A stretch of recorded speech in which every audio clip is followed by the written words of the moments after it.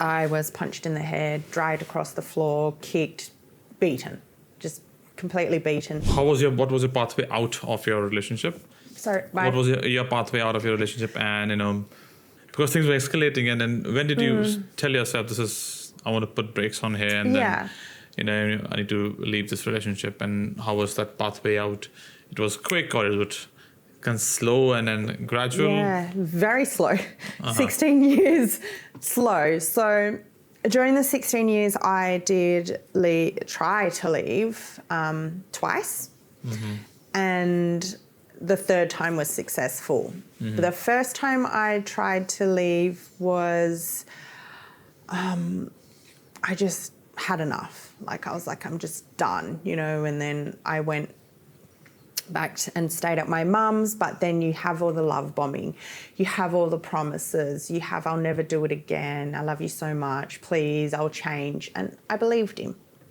And then went back, and then it was good, for a few months. And then it started again, the abuse started slowly and then escalating. And then the second time I left, I had a massive fight with him. I don't even know what it was about. And I was like, I'm done. I can't be here anymore.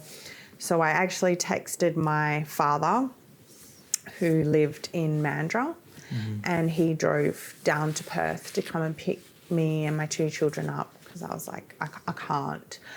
So then he, screamed, yelled, everything, followed me to my dad's house, started smashing on the door, banging. My dad had to run out in his underwear, a 60-year-old man, a little bit chubby, running down the street, trying to get my ex to get away from the house. But then my son had run out of the house at the same time. So my dad was trying to chase him and I was trying to chase my son. So there was a lot going on. Then the police came and he got moved on. And then I stayed at my dad's for like a week. And then I moved in with one of my sisters. And then the love bombing started again. The car was parked outside the house, sending me messages, waking up every morning to help me take the kids to school, doing all the things that I wanted him to do when we were together. So obviously, okay, you'll change, went back.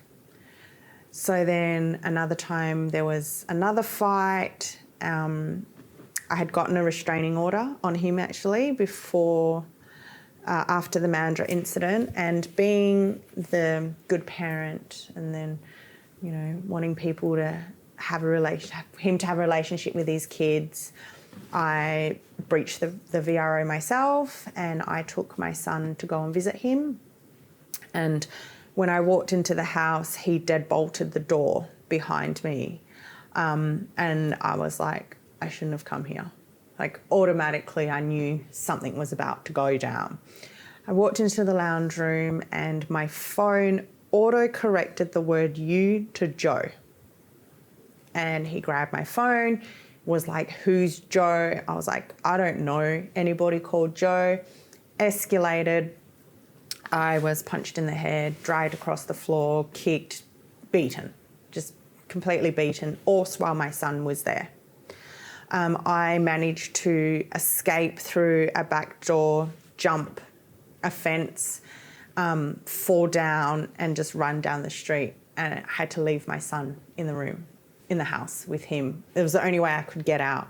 So for about an hour, I walked around the streets trying to get the courage to go to a stranger's door to ask them to call the police for me.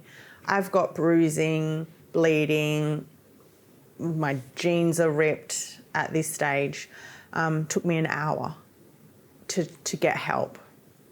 I called the police, they came and then they left and then they came back, got my son out, and then the police forced me to go to the hospital just because I'd been hit in the head so many times, and then they pressed charges on him.